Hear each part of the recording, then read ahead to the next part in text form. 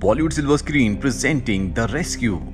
इस कहानी की शुरुआत में बर्नी नाम के एक लड़के को दिखाया जाता है जो अपने दोस्त के साथ डेट पर जाता है। वहां पर इन्हें दो लड़कियां मिलती हैं जिसमें से एक का नाम मिरियम होता है। बर्नी को मिरियम बहुत पसंद आती है। दोनों आपस में बहुत बातें करते हैं और बातों के दौरान बर्नी मिरियम से कहता है क्यों ना हम समंदर की सैर पर चलें। दरअसल वो एक कोस्ट गार्ड है, इसीलिए वहीं बार में बैठे एक आदमी से वो उसकी बोट मांगता है और शाम को अपने साथ मिरियम को समंदर की लहरों के बीच में ले जाता है, जहां पर ये दोनों एक दूसरे के साथ बहुत अच्छा टाइम स्पेंड करते हैं और ये दोनों अब एक दूसरे को पसंद करते हैं। इसी तरह से कुछ साल बीत जाते हैं और अब बर्नी और मिरियम दोनों रिलेशनशिप में हैं। ये दोनों एक दूसरे से शादी करना चाहते हैं। बर्नी मिरियम से कहता है कि कोस्ट स्टेशन के रूल के हिसाब से मुझे अपने चीफ से इजाजत लेनी होगी, जो कि सिर्फ एक फॉर्मेलिटी होगी। 2 महीने बाद हम शादी कर लेंगे। मिरियम को ये सुनकर बहुत खुशी होती है। वहीं जिस शहर में बर्नी रहता है वहां से 12 किलोमीटर समंदर के अंदर एक बहुत बड़ी शिप है, जो कि दरअसल एक ऑयल टैंक है। इसमें बहुत सारे ऑयल को स्टोर करके रखा जाता है। उन्हें पता चलता है कि समंदर में बहुत बड़ा तूफान आने वाला है और जब वो तूफान आता है तो उनके शिप में क्रैक होना शुरू हो जाता है। इस शिप का जो चीफ इंजीनियर होता है वो अपने कैप्टन को इस बात की इंफॉर्मेशन देता है और बताता है कि हालांकि हमने क्रैक को रिपेयर कर दिया है, लेकिन तूफान की लहरों की तेजी की वजह से वो ज्यादा देर तक टिक नहीं सकता। हमें जहाज की स्पीड को कम करना होगा। जहाज की स्पीड कम करने के बाद भी वो कुछ नहीं कर पाते क्योंकि अब क्रैक और भी बड़ा होना शुरू हो जाता है और अगले पल एक बहुत बड़ी लहर आती है जो इनके शिप को 2 हिस्सों में 2 टुकड़ों में बांट देती है, जिसमें शिप के कैप्टन के साथ कई लोग मारे जाते हैं। वहीं बर्नी को दिखाया जाता है जो अपने चीफ के पास शादी की इजाजत लेने के लिए जाता है, लेकिन उसका चीफ उसकी बात नहीं सुनता क्योंकि वो बहुत परेशान होता है। वो बर्नी को बताता है कि समंदर में जो बहुत बड़ा तूफान आया है उसमें एक बहुत बड़ा जहाज डूब चुका है, जिसे रेस्क्यू करने के लिए सभी टीम्स यहाँ से निकल चुकी हैं। उसका चीफ उस ऑयल जहाज के बारे में बात नहीं कर रहा होता जो 2 हिस्सों में बढ़ चुका है, जो टूट चुका है। दरअसल उसी की तरह एक बहुत बड़ा जहाज समंदर के बीचों बीच डूब चुका होता है और सभी टीम्स उसे बचाने के लिए गई होती हैं। चीफ बर्नी से कहता है कि समंदर में तूफान बहुत बड़ा है, तुम्हें फिशरमैन की मदद करने के लिए जाना होगा और बर्नी अपने 2 साथियों के साथ उस तरफ निकल पड़ता है। रास्ते में वो अपने साथियों को बताता है कि पहले भी मुझे एक रेस्क्यू मिशन दिया गया था, लेकिन मैं कभी उस जहाज तक पहुंच ही नहीं पाया जिसे रेस्क्यू करना था। उस जहाज में 8 लोगों की मृत्यु हो गई और उसके लिए बर्नी अपने आप को जिम्मेदार समझता है। वहीं समंदर में उस ऑयल शिप को दिखाया जाता है जो 2 हिस्सों में बढ़ चुका है, जिसका नाम पेंडलस्टोन है। उसका वो हिस्सा जिसमें इंजन होता है, जिसमें लोग अब भी बचे हुए हैं, उसे क्रू मेंबर्स किसी भी तरह से सुरक्षित बचाना चाहते हैं, लेकिन समंदर में बहुत ही बड़ा तूफान होता है। साथ ही इनका कैप्टन भी मारा जा चुका है, इसीलिए सब रे को कैप्टन बना देते हैं, जिसके बाद सब के सब मिलकर शिप के इस बचे हुए हिस्से को पानी में एक जगह रोक लेते हैं। रे सबसे कहता है कि हमें पंप के अंदर पानी को नहीं भरने देना होगा, अगर ऐसा हुआ तो शिप की इलेक्ट्रिसिटी चली जाएगी। यहाँ पर कुछ लोग ऐसे होते हैं जिनका ये मानना होता है कि शिप में जो लाइफ बोट्स हैं उनसे इन सबको यहाँ से निकल जाना चाहिए, लेकिन इसके कुछ लोग खिलाफ होते हैं क्योंकि समंदर में पानी लहरें पूरी तरह से उफान में होती हैं। फिर भी रे एक लाइफ बोट को नीचे उतारता है और जैसी वो पानी के संपर्क में आती है वो लाइफ बोट डूब जाती है, जिसका मतलब ये है कि इन्हें यहाँ पर किसी का इंतजार करना होगा।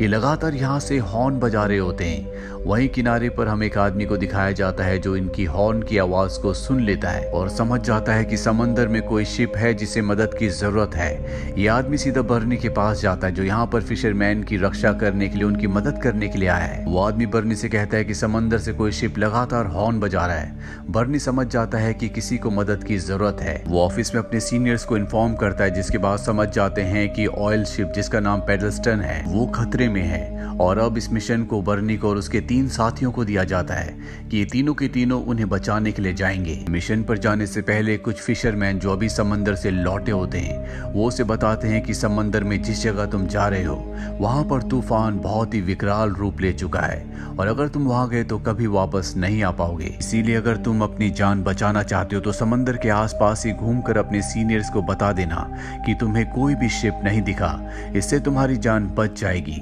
लेकिन बर्नी ऐसा नहीं करना चाहता क्योंकि पिछली बार वो उस शिप को ढूंढ नहीं पाया था जिसे उसे बचाने के लिए जाना था, जिसका गिल्ट आज तक उसके दिल में होता है। इसीलिए बर्नी तय करता है कि वो किसी भी कीमत पर उन लोगों को बचाएगा और अपने 3 साथियों के साथ अपनी रेस्क्यू बोट से उस तरफ निकल पड़ता है जहां पर उसे अंदाजा है कि पेडल्स्टन शिप हो सकता है। दरअसल इन्हें उस शिप की लोकेशन के बारे में कुछ नहीं पता और अब ये धीरे धीरे आगे बढ़ना शुरू कर देते हैं। इनके सामने एक बहुत बड़ी लहर आती है और इनके पास जो रेस्क्यू बोट है, इस छोटी बोट से इस विशाल लहर को पार करना लगभग पूरी तरह से नामुमकिन है। सबके सब डर जाते हैं, सबको ऐसा लगता है कि वापस जाना चाहिए, लेकिन बर्नी किसी भी कीमत पर पेडल्स्टन ऑयल शिप तक पहुंचना चाहता है। इसीलिए वो एक जोर के जर्क के साथ उस लहर से टकरा जाता है और किसी तरह से उस लहर से बचकर आगे बढ़ता है। लेकिन तभी एक और बड़ी लहर आ जाती है और उस लहर में भी किसी तरह से बच जाते हैं। लेकिन इनका जो कंपास होता है, जिससे इन्हें दिशा का पता चलता है, जिससे इन्हें पता चलता है कि ये कहां पर है और इन्हें कहां जाना है, वो पानी में बह जाता है और अब ये लहरों के विपरीत चलते हुए आगे बढ़ना शुरू कर देते हैं। अभी सिर्फ अंदाजे से ही आगे बढ़ सकते हैं। वहीं पेडल्स्टन शिप को दिखाया जाता है जिसमें सभी क्रू मेंबर्स बहुत ज्यादा डरे हुए होते हैं। उन सबको उम्मीद है कोई इन्हें बचाने के लिए आएगा, लेकिन लहरों के टकराने की वजह से अब पंप तक पानी आ जाता है और पंप में पानी भरने की वजह से इलेक्ट्रिसिटी चली जाती है, जिसका मतलब ये है कि कोई भी इनके शिप को दूर से नहीं देख सकता क्योंकि उसमें किसी भी तरह की कोई लाइट नहीं जल रही। सबके सब डर जाते हैं और शिप के टॉप पर आ जाते हैं। वहीं हमें बर्नी की गर्लफ्रेंड मिरियम को दिखाया जाता है जो चीफ के पास जाती है और कहती है कि समंदर में बहुत बड़ा तूफान है, हमें बर्नी को वापस बुलाना चाहिए, उसकी जान खतरे में है। लेकिन चीफ उसे ऑफिस से निकाल देते हैं। मरियम को इस बात से बहुत टेंशन होती है और जब वो गाड़ी चला रही होती है तो टेंशन की वजह से उसकी गाड़ी एक जगह से टकरा जाती है जिससे वो बेहोश हो जाती है। और जल्दी यहाँ पर एक लेडी आती है जो उसकी मदद करती है और स्नो में जो उसकी गाड़ी फंस गई होती है उसे निकलवा देती है। वहीं दूसरी तरफ हमें बर्नी की रेस्क्यू बोट को दिखाया जाता है जो लगातार आगे बढ़ रही होती है। अब इन सब की जान खतरे में है। बर्नी के साथी कहते हैं कि हमें वापस लौट जाना चाहिए क्योंकि ना इन्हें दिशा का पता है और ना ही पता है कि कहां जाना है। लेकिन बर्नी कहता है कि हमें उन सब लोगों की जान बचानी होगी क्योंकि पहले से बर्नी के दिल में मन में एक गिल्ट होता है कि पिछली बार वो उस शिप को ढूंढ नहीं पाया था जिसे रेस्क्यू करने के लिए उसे भेजा गया था और ये तूफान पिछले तूफान से भी बड़ा होता है। बर्नी लगातार आगे बढ़ता चला जाता है, उसके साथी भी उसका साथ देने को तैयार हो जाते हैं और जल्दी तूफानों की लहरों का सामना करते हुए इनको पेडल्स्टन शिप दिख जाता है। ये देखते हैं कि उसमें कोई भी नहीं है, लेकिन जब ये टॉप पर देखते हैं तो वहां पर बहुत सारे सर्वाइवर्स होते हैं जिन्हें देखकर बर्नी और उसके साथी और भी परेशान हो जाते हैं क्योंकि इनकी रेस्क्यू बोट में इतनी जगह नहीं है कि सबको उस बोट में यहाँ से सुरक्षित ले जा सके। और अगर वो यहाँ पर कुछ लोगों को छोड़कर जाता है तो जब तक वो वापस आएगा तो ये पूरा का पूरा शिप डूब जाएगा। और अब बर्नी की रेस्क्यू बोट में आने के लिए कुछ लोग ऊपर से कूद भी जाते हैं। समंदर की लहरें इतनी तेज होती है कि कुछ लोगों की मृत्यु हो जाती है,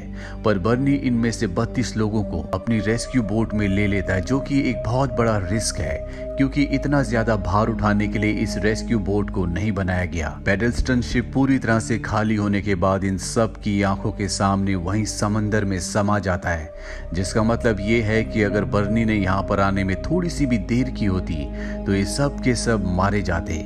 और अब बर्नी शहर की तरफ वापस जाने लगता है, लेकिन सबसे बड़ी प्रॉब्लम ये होती है कि उसे दिशा का नहीं पता क्योंकि उसका कंपास खो चुका है और बिना कंपास के उसे नहीं पता चल सकता कि किस तरफ जाने से किनारा जल्दी आएगा।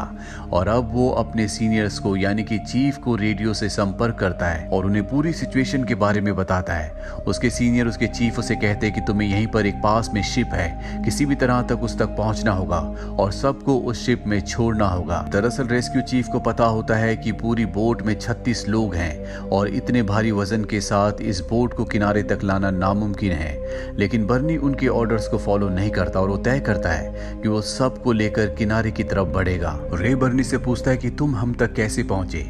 वो बताता है कि समंदर की लहरों के ऑपोजिट चलते चलते मैं यहाँ तक पहुंच गया और अब मुझे नहीं पता कि हमें कहाँ जाना है क्योंकि मेरे पास कंपास नहीं है। और बर्नी लगातार लहरों के साथ आगे बढ़ना शुरू कर देता है और सबको विश्वास दिलाता है कि मैं तुम सबको तुम्हारे घर वापस जरूर भेजूंगा, जिससे सबके अंदर आत्मविश्वास आ जाता है क्योंकि इतने बड़े तूफान में सब ने जीने की उम्मीद को खो दिया होता है। ये लगातार आगे बढ़ते रहते हैं और अब यहाँ पर मुसीबतें और भी बढ़ जाती है क्योंकि बारिश होना शुरू हो जाती है, जिससे इन सबको बहुत ठंड लगती है। पर जैसे जैसे वक्त बीतता है, बर्नी के चेहरों पर चिंता की लकीरें आना शुरू हो जाती है, क्योंकि उसे नहीं पता कि वो शहर की यानी किनारे की तरफ जा रहा है या समंदर की गहराई की तरफ। और जल्दी उसे अपने से बहुत दूर एक छोटी सी लाइट दिखाई देती है, जिससे उसके अंदर उम्मीद आ जाती है।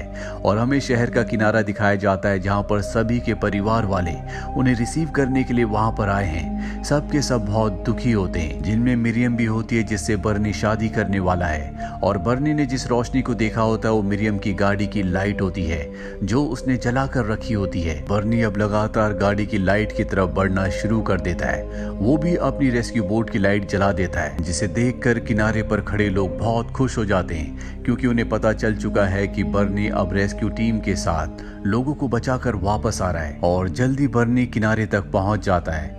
किनारे पर आने के बाद बर्नी और उसके तीनों साथियों को लोग बहुत प्रेज करते हैं, क्योंकि इन चारों ने एक छोटी सी रेस्क्यू बोट से 32 लोगों की जान बचाई थी। और ऐसा इतिहास में पहली बार हुआ था। आज तक इतनी छोटी बोट से कभी भी किसी ने इतने लोगों की जान एक साथ नहीं बचाई।